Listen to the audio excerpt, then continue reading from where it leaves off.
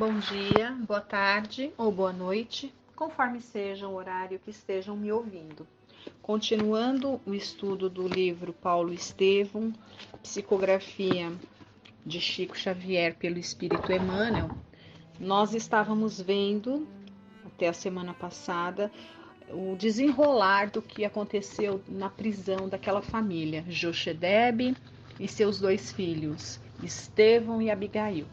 Nós vimos que Estevão assumiu uma culpa indevida, ele não havia participado de maneira alguma no incêndio, pelo contrário, ele trabalhou bastante até para tentar ajudar e ele se dedicou muito nos trabalhos de salvamento, mas quando diante da prisão e para salvar ali, tentar salvar o seu pai, ele assume a culpa e muito embora o questor que teve as terras incendiadas soubesse que a culpa era exclusiva do Jochedebe, até porque haviam testemunhas que haviam visto ele colocando fogo nas pastagens, para não perder a oportunidade do mando pelo mando e de castigar de alguma forma, sempre querendo ali,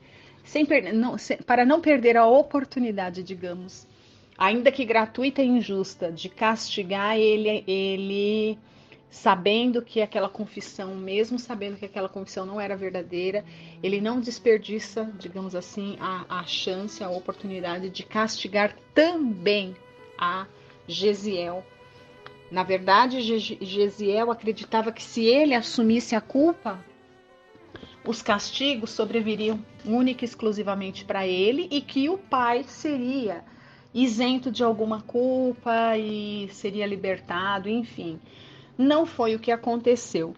Até porque, como dissemos, havia testemunhas que haviam visto, testemunhas oculares que haviam visto o Jochedebe ateando fogo. Então, o castigo a pena foi aplicada não só para o Jochedebe, mas também e injustamente para o Gesiel. E durante os castigos que foram, e Abigail assistindo a tudo, e durante a aplicação do castigo ali, foi tão cruel, né? As chicotadas, né, que eles estavam levando ali, mais particularmente o castigo no velho, né, no pai, no Jochedebe, foi tão intenso que numa falha, num desequilíbrio do algoz, pega uma parte, era para ser aplicado no corpo, né, no peito ali, e uma parte ali desse chicote, né, dessa vara, pega na veia do pescoço dele e ele começa a sangrar muito. Ele vai morrer ali por causa de uma hemorragia muito profunda. Isso diante ali dos filhos. E quando Gesiel percebe que o pai estava ali expirando, ele pede para que Abigail recorde-se das leituras que eles faziam em família, dos textos sagrados, os textos de Moisés, os textos do Primeiro Testamento, da primeira revelação, né? E ela começa a declamar salmos. E nós sabemos pela tradução judaica, isso que está acontecendo aqui para nós parece estranho, mas não era. Os judeus dessa época, os judeus primitivos, eles seguiam a lei de Moisés. E os salmos que foram escritos por Davi, eles não eram lidos, eles eram recitados em forma de cântico. Então, os salmos, pela tradição judaica, quando eles iam ler, eles cantavam, eles cantarolavam os salmos como uma forma de louvor mesmo a Deus.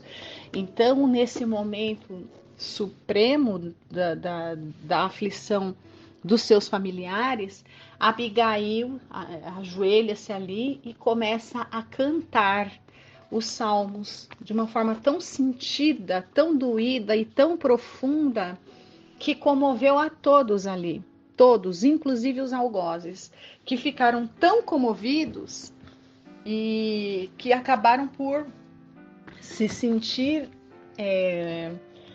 muito incomodados com aquela situação, porque imagine, né, uma truculência tão grande diante de uma vítima tão indefesa que não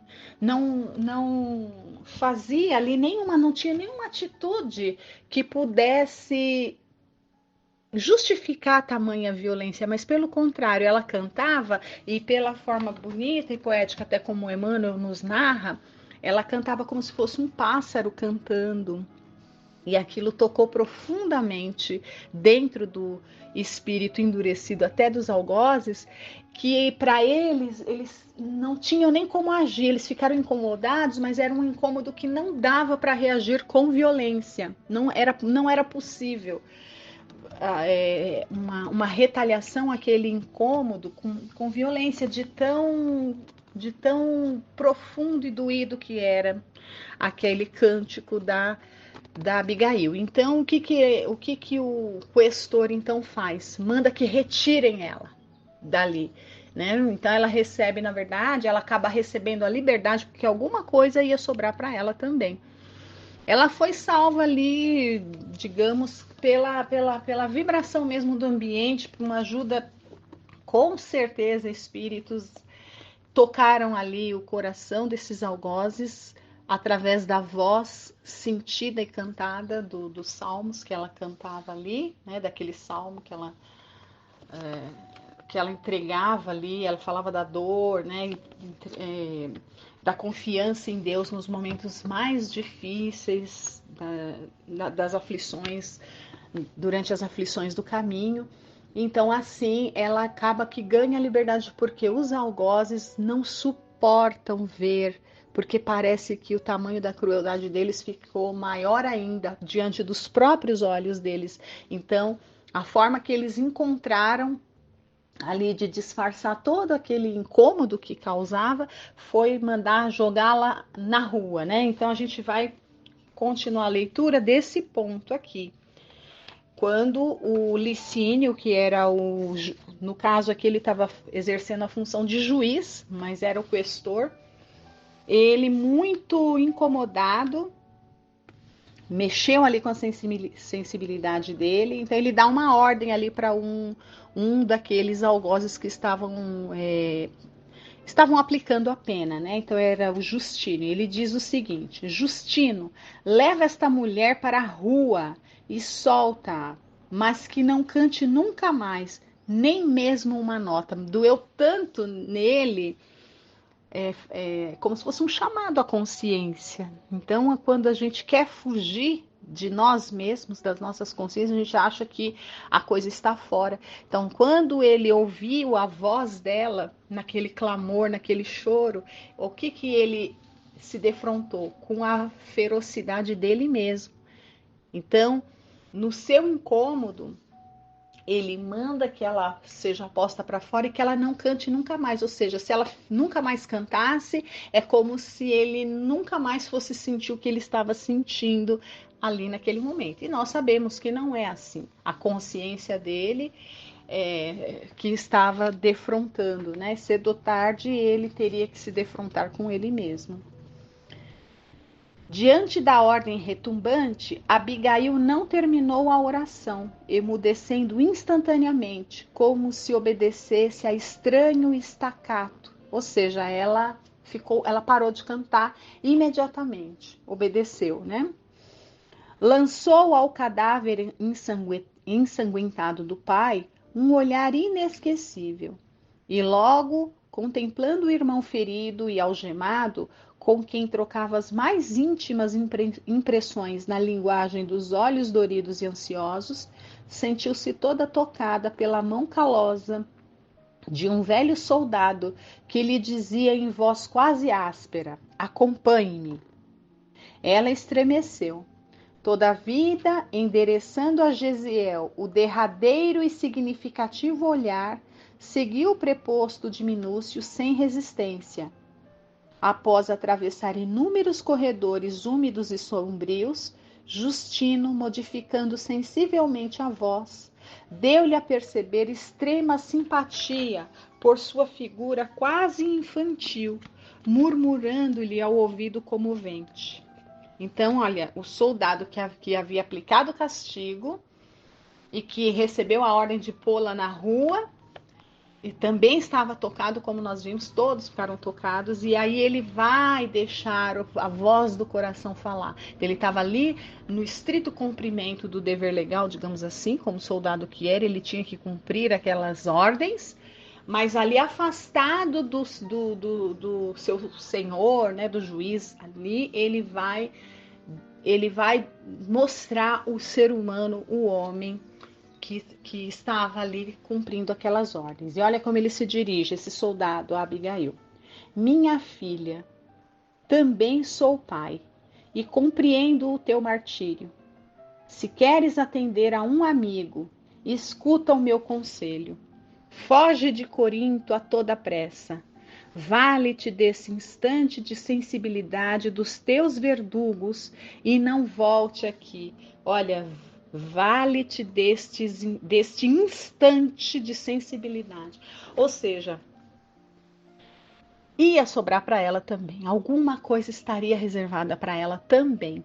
Mas a sua súplica, a sua oração, o seu cântico de louvor abriu uma brecha, um instante, como ele diz aqui, um instante de sensibilidade se abriu e tocou o coração daquele algoz. E ele está dizendo para ela, aproveita esse momento, esse instante e foge.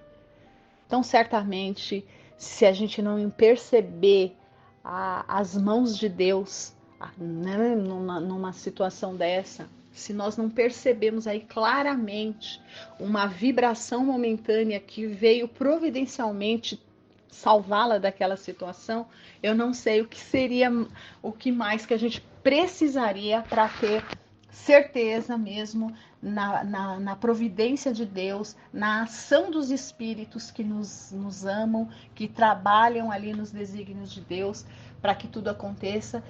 O que precisaria de mais claro para a gente perceber que houve uma intercessão nesse sentido, nesse momento. Abigail cobrou algum ânimo e, sentindo-se encorajada por aquela simpatia imprevista, perguntou extremamente perturbada: E meu pai? Teu pai descansou para sempre, murmurou o generoso soldado. O pranto da jovem se fez mais copioso, borbulhando-lhe dos olhos tristes. Todavia, ansiosa por defender-se contra a perspectiva de solidão, perguntou ainda: Mas e meu irmão? Ninguém volta do cativeiro das galeras, respondeu Justino com um olhar significativo. De fato, quem era mandado para trabalhar nas galeras era muito cruel. O esforço físico dos trabalhos ali era sobre-humano, era verdadeiro milagre. Ninguém conseguia escapar desse. Era uma pena, não era uma pena de morte diretamente falando, mas os trabalhos, mas era uma pena, vamos dizer assim, perpétua. Então, diante de uma penalidade perpétua, onde os trabalhos nas galeras ali para como navegadores ali trabalhando, né, enfim, movendo ali as velas dos barcos e tudo mais, incansavelmente, dia e noite e dia, num ambiente hostil, era muito difícil voltar, alguém conseguir resistir por muito tempo a uma pena tão cruel quanto essa. Era quase como que uma pena de morte mesmo. E o soldado diz isso para ela, né, que o irmão dela seria condenado depois daquele suplício físico que ele passou, ele ia para as galeras trabalhar, e de lá ninguém nunca saía, dificílimo.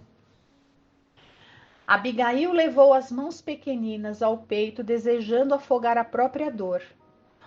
Os gonzos da velha porta rangeram vagarosamente, e o seu inesperado protetor exclamou, apontando a rua movimentada: vai em paz, e que os deuses te protejam. Então ele era romano, né? Então ele não acreditava em Deus como ela, acreditava nos deuses.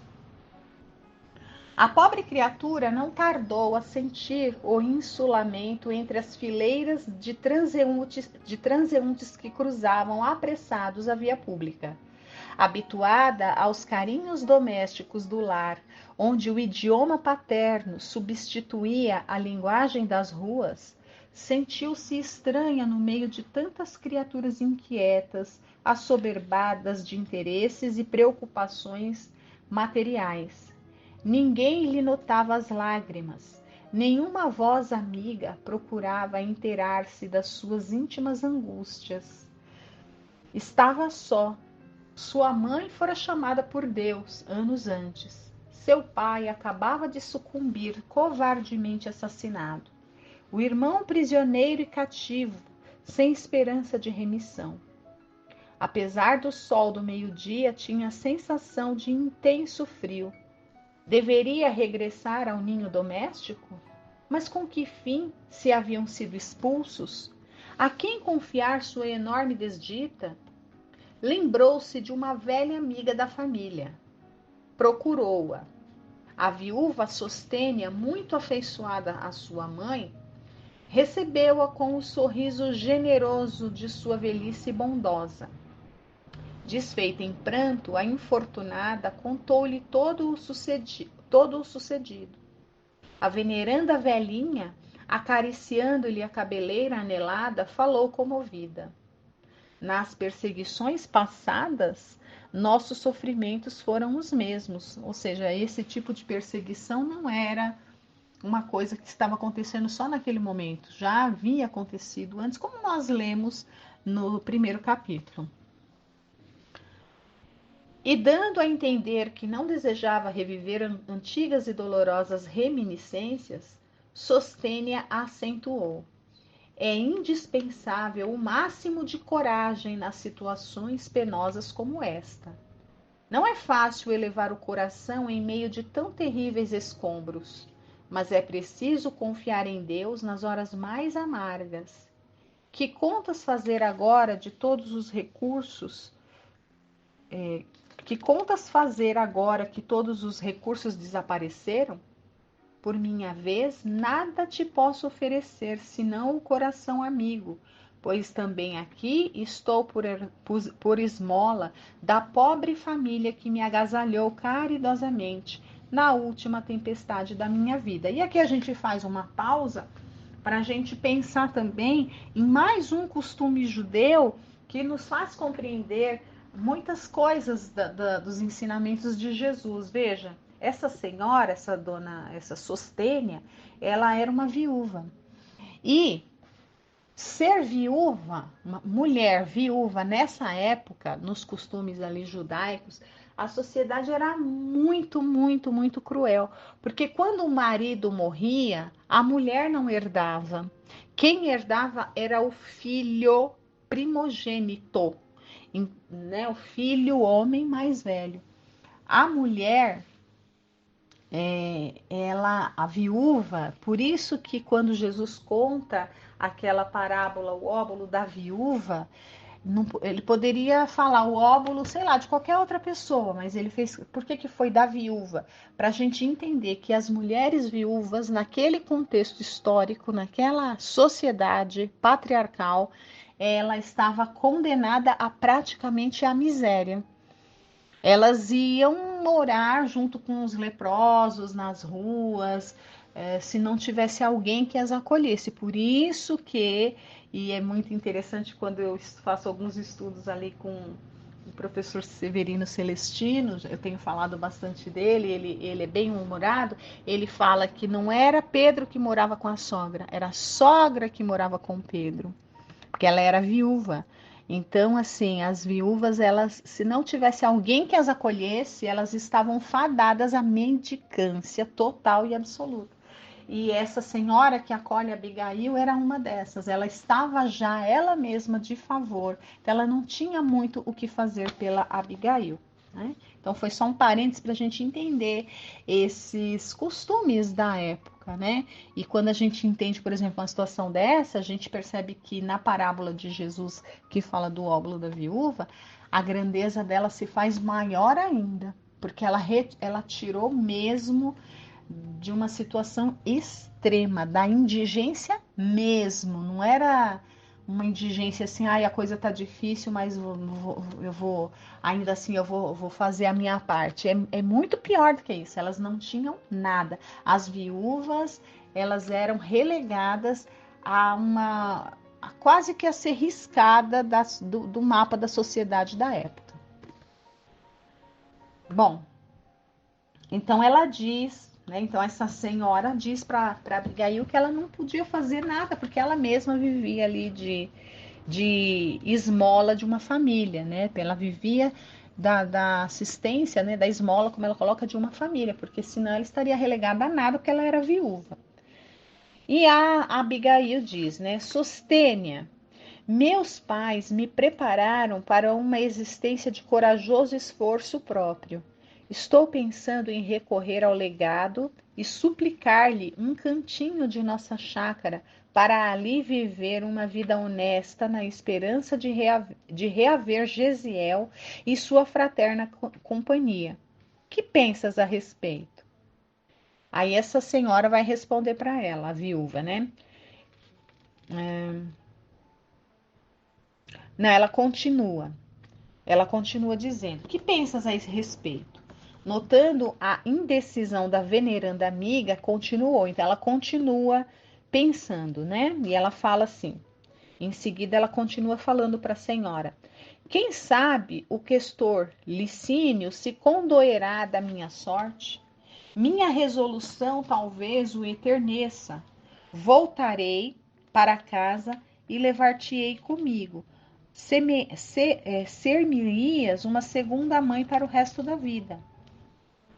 Então ela pensou, né? Ela pensou o seguinte: já que ela estava lá como uma viúva e era uma grande amiga de família, e então ela também estava abandonada. Então ela pensou: ah, Abigail, se eu for lá falar com esse questor, contar a minha situação, se ele deixa eu ficar num pedacinho, se ele cede um pedacinho da casa, né? Que era a casa dela, na verdade, mas que ele tomou conta.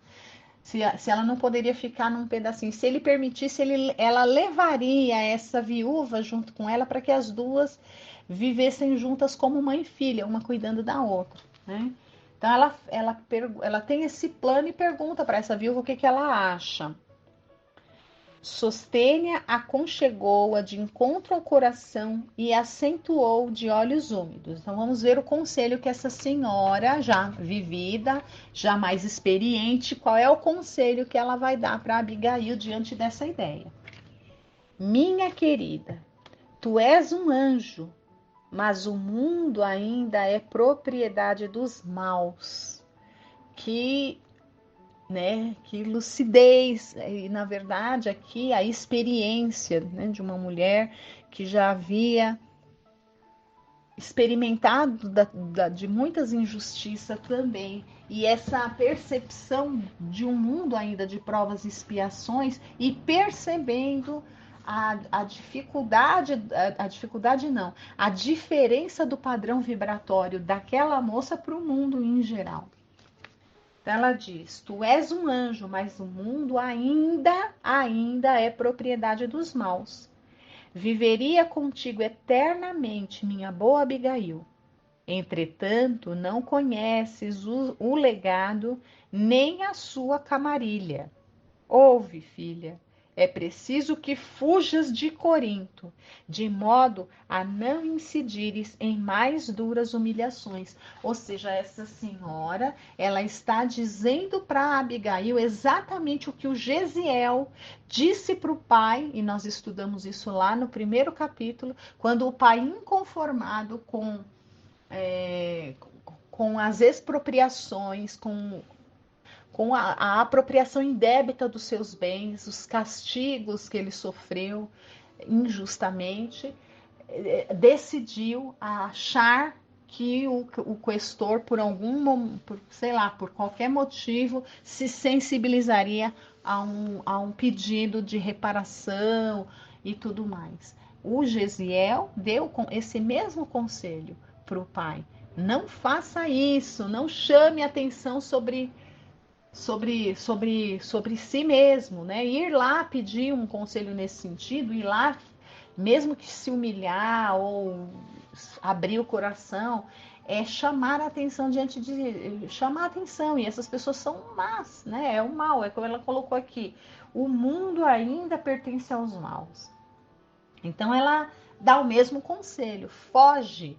E esse conselho ela já havia ouvido do próprio algoz, né? Um próprio soldado que trabalhava para o Licínio, ou seja, ele sabia o que ele estava falando. Foge, não fique, não alimente nenhuma esperança de que alguém possa ficar sensibilizado como ela se sensibilizaria. Não tome a sua medida como a medida do outro. Não faça isso, foge. E essa viúva está dando o mesmo conselho para ela, né?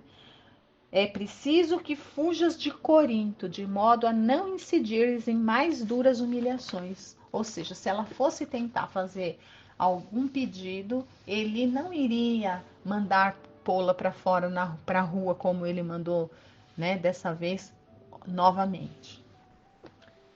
A moça teve uma exclamação de abatimento e, depois de longa pausa, acrescentou: Olha, a diferença dela para o pai. O pai foi cabeça dura, né?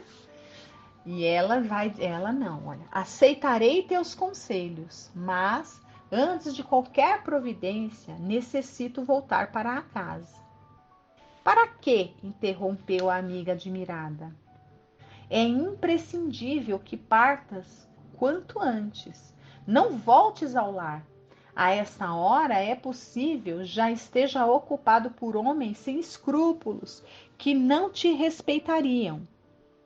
Convém-te uma atitude de sincera fortaleza moral, pois vivemos numa época em que necessitamos fugir da perdição, como Lot e seus familiares. Então Lot, que é um personagem ali que vem narrado no Pentateuco, nos 5 primeiros livros da lei mosaica, nas escrituras da primeira revelação, ou o Antigo Testamento, como nós costumamos chamar. Então, ela está dizendo, olha, fugir como a família de Lot, né? O que tem até a história que era para fugir, que ia ser destruída a cidade, nem olhar para trás. E diz que a mulher olhou para trás e se transformou em estátua de pedra. Claro que nós temos aqui que entender o que? O sentido figurado, né? As escrituras antigas, tudo escrito de uma forma muito, muito figurada. A linguagem hebraica, ela é uma linguagem muito figurada, muito figurada mesmo. Então, esses sentidos que dessas leituras tinha que se extrair assim, o quê? Olhar para frente, não olhar para trás. É esse o sentido, né? Não ficar preso ao passado, segue adiante. É mais ou menos esse a história, o espírito da história de Lot que está narrada ali no Antigo Testamento, né? Bom, e essa senhora, essa viúva, faz ela recordar dessa história e, e não olhar para trás, né? E seguir adiante. Então ela diz, olha, é necessário fugir da perdição como Lot e seus familiares, correndo o risco de sermos transformados em estátua inútil se olharmos para trás.